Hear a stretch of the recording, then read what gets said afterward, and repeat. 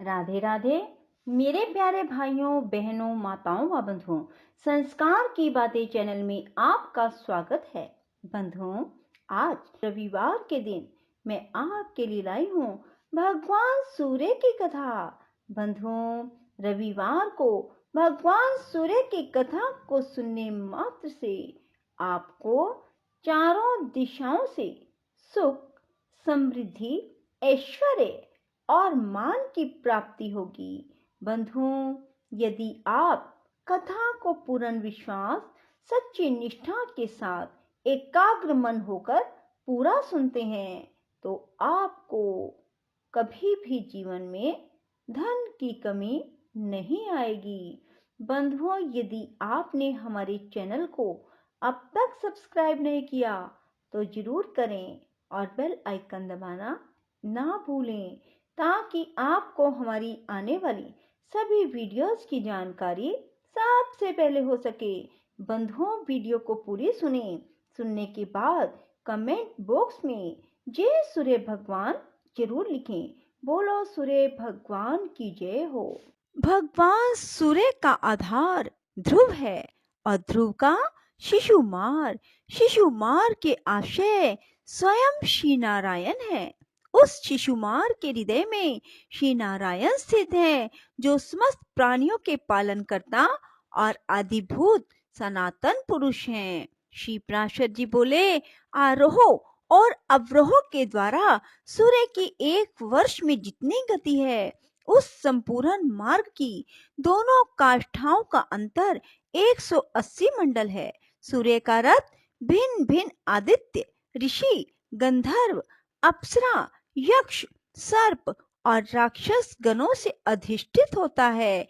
हे मैत्रेय, मधुमास चैत्र में सूर्य के रथ में सर्वदा धाता नामक आदित्य, कर्तुस्थला अप्सरा, पुलसत्य ऋषि, वासुकी सर्प, रथ भृत यक्ष, हेती राक्षस और तुम्बरु गंधर्व ये 7 मास अधिकारी रहते हैं तथा आर्यमान नामक आदित्य, पुलह ऋषि, रथोजा यक्ष, पुंजिक स्थला अप्सरा, प्रहेती राक्षस, कच्छवीर सर्प और नारद नामक गंधर्व ये वैशाख मास में सूर्य के रथ पर निवास करते हैं। हे मैत्रेय, अब ज्येष्ठ मास में निवास करने वाले नाम सुनो।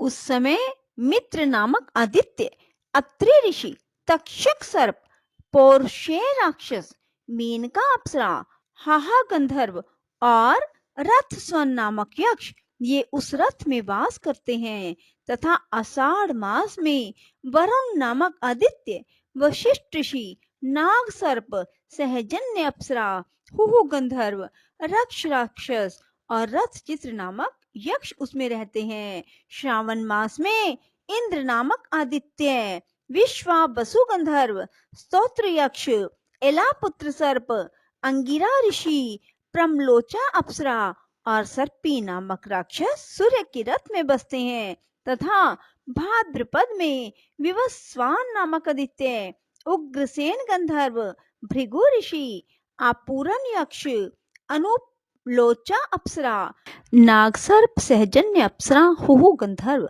रथ राक्षस और रथचित नामक यक्ष उसमें रहते हैं। श्रावण मास में इंद्र नामक आदित्य, विश्वावसु गंधर्व, स्तोत्र यक्ष, एला पुत्र सर्प, अंगिरा ऋषि, प्रमलोचा अप्सरा और सर्पी नामक राक्षस सूर्य के रथ में बसते हैं तथा भाद्रपद में विवस्वान नामक आदित्य, उग्रसेन गंधर्व, भृगु ऋषि, आपूरन यक्ष, अनुलोचा अप्सरा, शंखपाल सर्प और व्याघ्र नामक राक्षस का उसमें निवास होता है।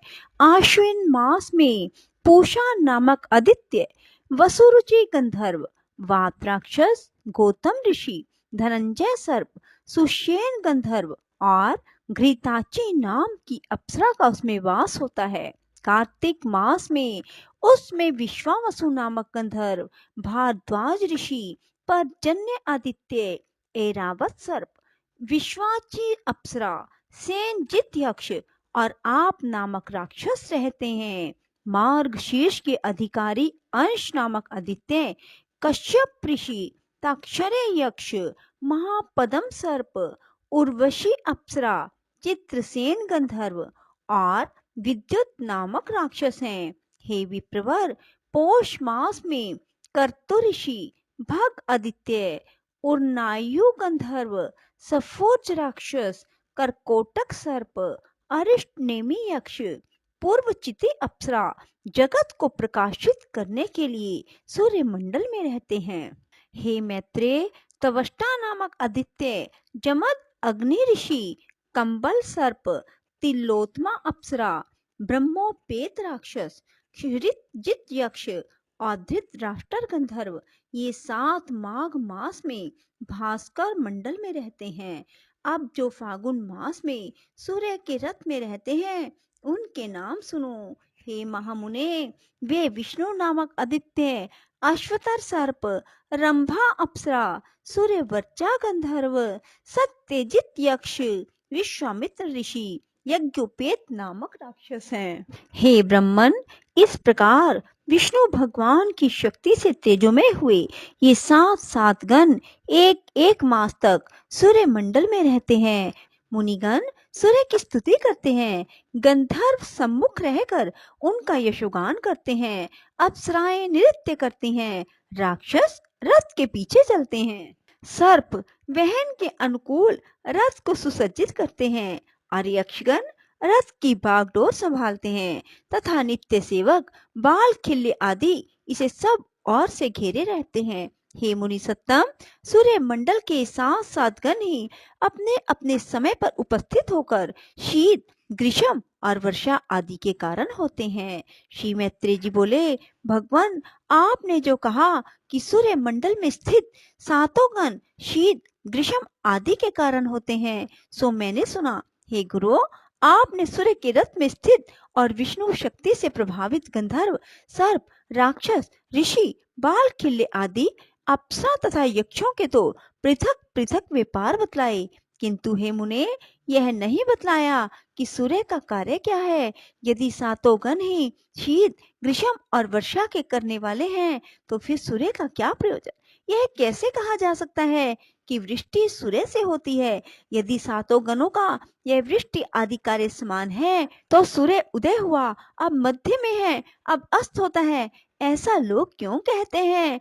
हे मैत्रेय, जो कुछ तुमने पूछा है उसका उत्तर सुनो। सूर्य 7 गणों में से ही एक है, तथापि उनमें प्रधान होने से उनकी विशेषता है। भगवान विष्णु की जो सर्वशक्तिमयी ऋक, यजु, साम नाम की पराशक्ति है, वह वेद त्रयी ही सूर्य को ताप प्रदान करती है और संसार के समस्त पापों को नष्ट कर देती है। हे द्विज, जगत की स्थिति और पालन के लिए ऋक, यजु और साम रूप विष्णु सूर्य के भीतर निवास करते हैं। प्रत्येक मास में जो जो सूर्य उदय होता है उसी उसी में वह वेद त्रयी स्वरूपिणी विष्णु की पराशक्ति निवास करती है। पूर्वाह्न में ऋक, मध्याह्न में बृहद धनतर आदि यजु तथा सायंकाल में साम श्रुतियां सूर्य की स्तुति करती हैं। यह ऋक, यजु, साम रूपनी वेद त्रयी भगवान विष्णु का अंश है।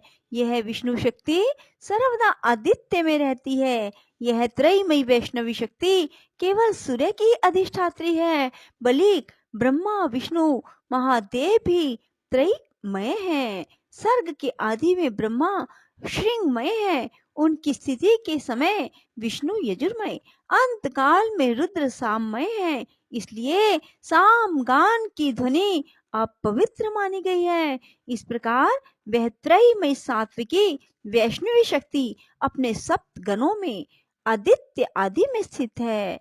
इससे अधिष्ठित सूर्य देव भी अपनी प्रखर रश्मियों से अत्यंत प्रज्वलित होकर संसार के संपूर्ण अंधकार को नष्ट कर देते हैं। उन सूर्य देव की मुनिगण स्तुति करते हैं, गंधर्वगण उनके सम्मुख यशोगान करते हैं, अप्सराएं नृत्य करती हैं, राक्षस रथ के पीछे रहते हैं, सर्पगण रथ का साज सजाते हैं, यक्ष घोड़ों की बागडोर संभालते हैं। हे द्विज, दिन और रात्रि के कारण स्वरूप भगवान सूर्य पितृगण, देवगण, मनुष्य आदि को सदा तृप्त करके घूमते रहते हैं। सूर्य अपनी किरणों से पृथ्वी से जितना जल खींचता है, उन सब को प्राणियों की पुष्टि और अन्न की वृद्धि के लिए बरसा देता है।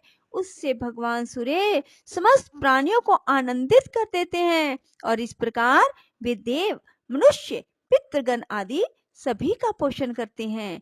हे मैत्रेय, इस रीति से सूर्य देव देवताओं की पाक्षिक, पितृगण की मासिक और मनुष्यों की नित्य प्रति तृप्ति करते रहते हैं। बोलो सूर्य भगवान की जय हो। राधे राधे। जय श्री कृष्णा। बंधुओं, यदि आपको हमारी वीडियो पसंद आए तो इसे लाइक करें और शेयर भी जरूर करें। धन्यवाद।